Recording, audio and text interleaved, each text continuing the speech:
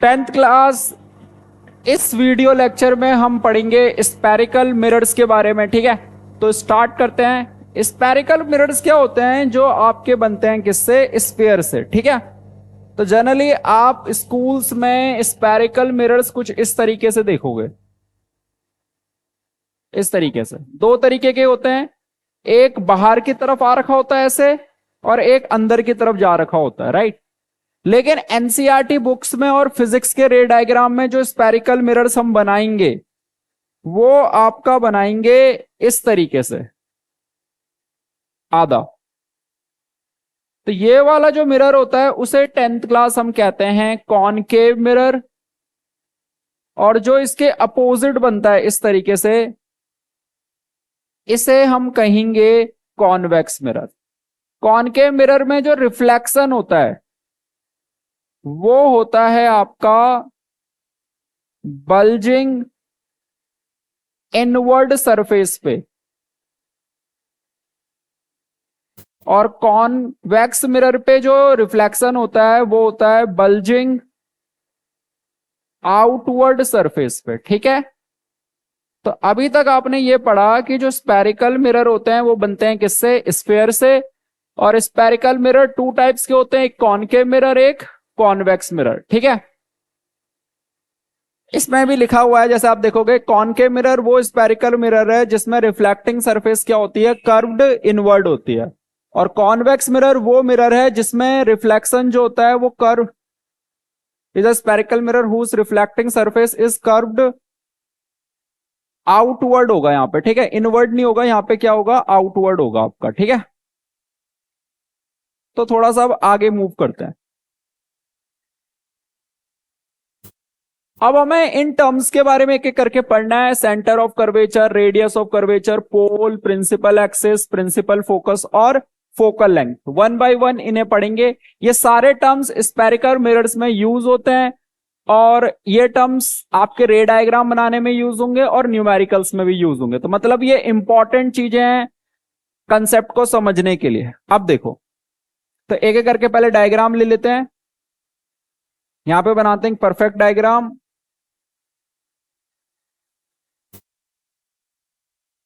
अब देखो, तो इंपॉर्टेंट टर्म्स हम समझते हैं कॉनकेव मिरर की हेल्प से। तो कॉनकेव मिरर की हेल्प से अगर आप समझो तो डायग्राम हम बनाएंगे कुछ इस तरीके से। ये हमने बनाया कॉनकेव मिरर एक। ठीक है, ये जो सरफेस है, इस सरफेस का ये जो सेंटर है यहाँ पे, इसे कहते हैं टेंथ क्लास हम क्या? पोल, राइट। और एक स्ट्रेट लाइन जो हम अगर पोल से पास करें ऐसे, तो इस स्ट्रेट लाइन को टेंथ क्लास हम कहते हैं प्रिंसिपल एक्सिस। ठीक है, इसकी डिफाइन लिखी हुई है प्रीवियस स्लाइड में। तो प्रिंसिपल एक्सिस क्या है? एक स्ट्रेट लाइन है जो कॉनकेव मिरर के पोल से क्या होती है? पास आउट होती है। अब देखो, यहां पे एक टर्म आएगा आपका क्या? Tenth class centre of curvature. Centre of curvature क्या होता है? ये जो आपका कॉनकेव मिरर है वो एक स्फेरिकल मिरर से बना है, एक स्फीयर से बना है। तो उस स्फीयर का जो सेंटर होगा उसे हम कहेंगे सेंटर ऑफ कर्वेचर। और इन दोनों के मिड पॉइंट पे एक होता है प्रिंसिपल फोकस। ठीक है, पी और एफ के बीच का जो डिस्टेंस होता है वो डिनोट करते हैं स्मॉल एफ से, और पी और सी के बीच के डिस्टेंस को हम डिनोट करते हैं आर से। यहां पे जो एफ है, यहां पे जो एफ है इसे टेंथ क्लास हम कहते हैं फोकल लेंथ, और यहां पे ये जो आर है इसे हम कहेंगे रेडियस ऑफ कर्वेचर। और जो सी होता है उसे टेंथ क्लास हम कहते हैं सेंटर ऑफ कर्वेचर। ठीक है, तो ये सारे टर्म्स एक एक बारी देख लो। सबसे पहले हमने क्या करा? ये जो सरफेस है, इस सरफेस पे एक मिड पॉइंट होता है जिसे हम क्या कहते हैं? पोल कहते हैं। पोल से एक स्ट्रेट लाइन पास करते हैं जिसे हम क्या कहते हैं? प्रिंसिपल एक्सिस कहते हैं। कॉनकेव मिरर जिस स्फीयर से बना होता है उसका जो सेंटर होता है उसे हम कहते हैं सेंटर ऑफ कर्वेचर, ठीक है। इसके बाद पी और सी के बीच का एक मिड पॉइंट होता है जिसे हम कहते हैं प्रिंसिपल फोकस, ठीक है। तो पी से लेकर एफ तक का जो डिस्टेंस होता है उसे कहते हैं फोकल लेंथ, और पी से सी तक का डिस्टेंस होता है उसे कहते हैं हम आर, ठीक है। चलो आगे मूव कर रहे हैं।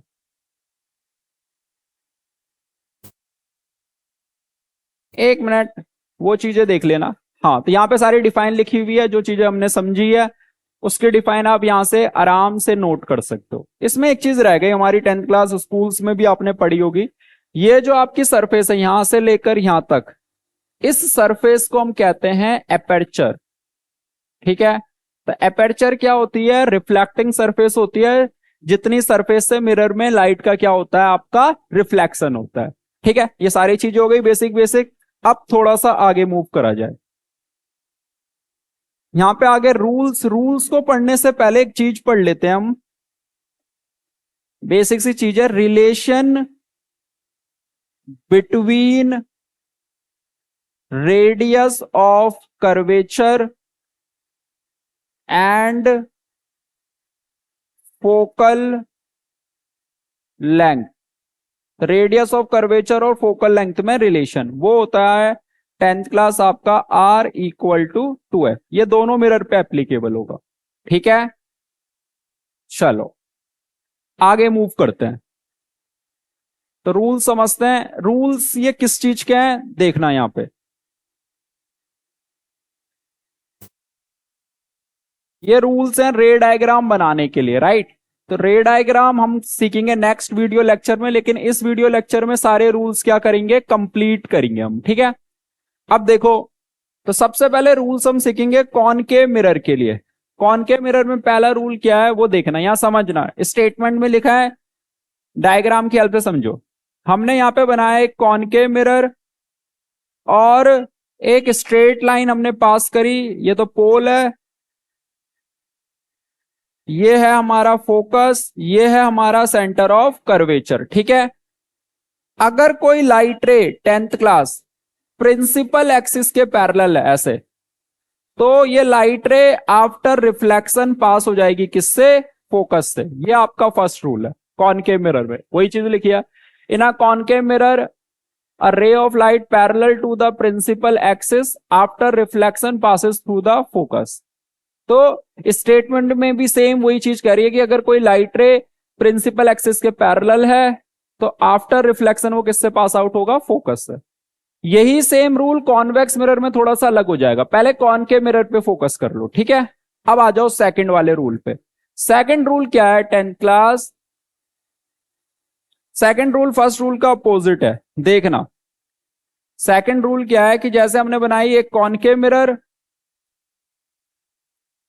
और एक स्ट्रेट लाइन, ये है हमारा पोल, ये है फोकस, ये है centre of curvature.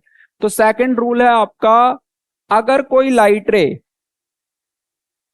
Principal focus से पास हो रही है तो आफ्टर रिफ्लेक्शन वो प्रिंसिपल एक्सिस के क्या हो जाएगी, पैरेलल हो जाएगी, ठीक है। ये आपका सेकंड रूल है।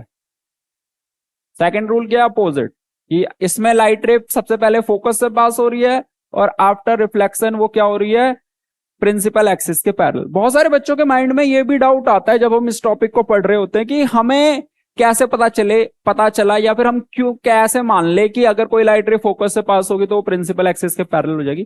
तो ये सारी की सारी चीजें प्रैक्टिकल करके निकाली हुई है।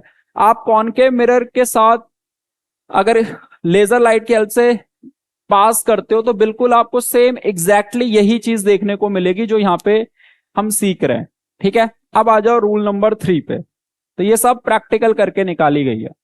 रूल नंबर 3 क्या है आपका कि फॉर एग्जांपल ये हमारा कॉनकेव मिरर है, ये प्रिंसिपल एक्सिस है, ये पोल, ये फोकस, ये सेंटर ऑफ कर्वेचर। अगर कोई लाइट रे सेंटर ऑफ कर्वेचर से पास होती है तो वो आफ्टर रिफ्लेक्शन सेम पाथ को क्या करती है, रिट्रेस करती है, ठीक है, रीबाउंड हो जाती है। ऐसा इसलिए होता है क्योंकि कोई लाइट रे अगर सी से पास होती है तो वो 90 डिग्री पे क्या करती है, फॉल करती है। ठीक है, अब आ जाओ रूल नंबर 4 पे। तो रूल नंबर 4 क्या है आपका, समझना। रूल नंबर 4 है आपका कि जैसे ये कॉनकेव मिरर है, एक आपने स्ट्रेट लाइन पास करी, ये पोल, ये फोकस, ये सेंटर ऑफ कर्वेचर। अगर कोई लाइट रे पोल पे फॉल हो रही है तो वो सेम एंगल बना के क्या हो जाएगी, रिफ्लेक्ट बैक हो जाएगी। ठीक है, तो ये आपके 4 रूल्स थे, किसके लिए थे, ये कॉनकेव मिरर के लिए। सेम टू सेम ऐसी रूल्स किसके लिए भी हैं, कॉन्वेक्स मिरर के लिए भी हैं। ठीक है, तो जल्दी से एक बारी कॉन्वेक्स के लिए देख लेते हैं। रे डायग्राम हम नेक्स्ट क्लास में 6 केसेस होते हैं कॉनकेव मिरर के लिए, तो उसके लिए नेक्स्ट लेक्चर में हम करेंगे। लेकिन पहले एक बारी कॉन्वेक्स के लिए भी रूल्स देख लो। ठीक है, जल्दी से आ जाओ, फर्स्ट रूल से स्टार्ट करते हैं। देखो फर्स्ट रूल आपका ये था, ये कॉनकेव के लिए हमने पढ़ा था।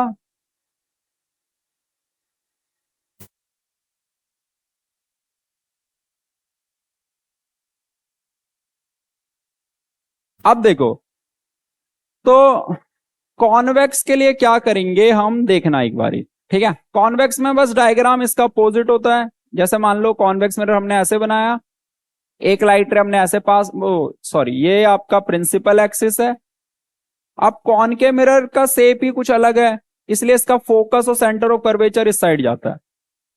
ठीक है, तो अगर मैं कोई लाइट रे प्रिंसिपल एक्सिस के पैरेलल पास करूं तो वो आफ्टर रिफ्लेक्शन डाइवर्ज हो जाएगी ऐसे, एंड उसे अगर हम पीछे की तरफ एक्सटेंड करें तो वो फोकस पे मीट करनी चाहिए। तो कॉनकेव मिरर में क्या होता है कि लाइट रे अगर प्रिंसिपल एक्सिस के पैरेलल है तो आफ्टर रिफ्लेक्शन वो कुछ इस तरीके से पास करेगी कि पीछे एक्सटेंड करने पे वो कहां पे मिलनी चाहिए, फोकस पे मिलनी चाहिए। ठीक है, एक चीज याद रखना कि कॉनकेव मिरर को इस चैप्टर में कहते हैं हम कन्वर्जिंग मिरर, ये लाइट रेस को कन्वर्ज करता है, और कॉन्वेक्स मिरर को हम कहेंगे डाइवर्जिंग मिरर। ठीक है, जल्दी से सेकंड रूल पे आओ। सेकंड रूल क्या है, इसके अपोजिट है।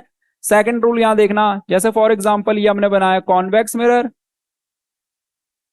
एक ये प्रिंसिपल एक्सिस हो गई, ये फोकस, ये सेंटर ऑफ कर्वेचर,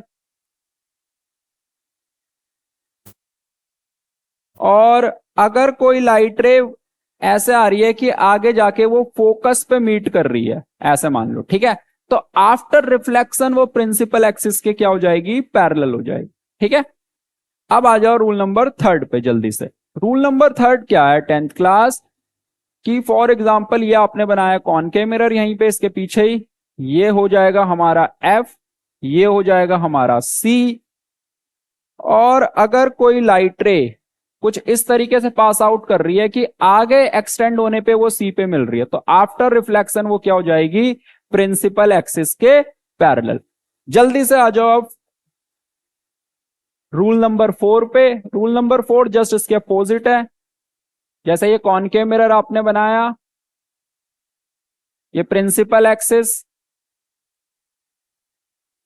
और लाइट रे आपने गिराई पोल पे, तो वो सेम एंगल बना के क्या हो जाती है, रिफ्लेक्ट बैक हो जाती है। राइट, तो आज के लेक्चर्स में हमने कहां से स्टार्टिंग करी थी, आज के लेक्चर में हमने स्टार्टिंग करी थी स्पेरिकल मिरर से। राइट, तो स्पेरिकल मिरर कितने टाइप्स के हैं, कॉनकेव और कॉन्वेक्स। कॉनकेव का दूसरा नाम क्या है, अभी बताया था मैंने आपको, कन्वर्जिंग, और कॉन्वेक्स का दूसरा नाम क्या है, डाइवर्जिंग।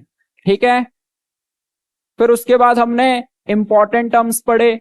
इंपॉर्टेंट टर्म्स में हमने centre of curvature, radius of curvature, pole, principal axis, principal focus को एक बारी हम जल्दी से समझ लेते हैं, ये रह गया हमारा। बाकी फोकल लेंथ हमने पढ़ लिया, और रिलेशन भी उनके बीच में हमने देख लिया था। प्रिंसिपल फोकस क्या होता है समझना एक बारी। प्रिंसिपल फोकस देखो, अगर हम समझा जाए तो प्रिंसिपल फोकस क्या है,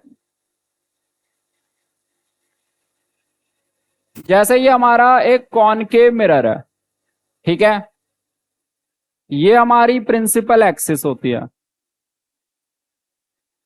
इस पे क्या करा 10th क्लास हमने, बहुत सारी पैरेलल रेज फॉल करवाई, बहुत सारी क्या करवाई, पैरेलल रेज फॉल करवाई। तो ये सारी की सारी पैरेलल रेज एक पॉइंट पे जाके इंटरसेक्ट होंगी, और जिस भी पॉइंट पे जाके इंटरसेक्ट होंगी उस पॉइंट को हम कहेंगे प्रिंसिपल फोकस। ठीक है, तो प्रिंसिपल फोकस क्या होता है, जब भी लाइट रेस एक दूसरे के पैरेलल होती हैं तो आफ्टर रिफ्लेक्शन वो एक पॉइंट पे जाके मीट करती है, एंड उस पॉइंट को ही हम कहते हैं प्रिंसिपल फोकस।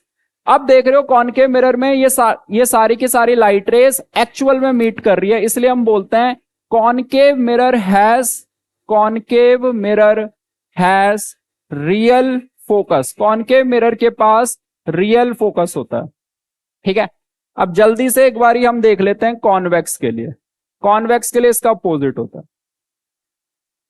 इसे इरेज कर लेते हैं, या यहां इरेज कर लेते हैं एक बार इसे। कॉन्वेक्स का देख लो यहीं पे। ठीक है, कॉन्वेक्स मिरर बनाया आपने, ये पोल, ये फोकस, ये सेंटर ऑफ कर्वेचर, और हमने क्या करा, बहुत सारी पैरेलल लाइट रेस यहां पे भी फॉल करवाई। अब ये जो पैरेलल लाइट रेस यहां पे फॉल करवाओगे तो आफ्टर रिफ्लेक्शन ऐसे हो जाएंगी, और ये सारी की सारी लाइट रेस को अगर पीछे एक्सटेंड करोगे तो एक पॉइंट पे जाके मीट करेगी, एंड उस पॉइंट को हम कहेंगे प्रिंसिपल फोकस। और आप देख रहे हो यहां पे एक्चुअल में मीट नहीं कर रही, इसलिए इसके प्रिंसिपल जो फोकस होता है वो कैसा होता है, वर्चुअल होता है। तो ये सारी चीजें रिवाइज कर लेना।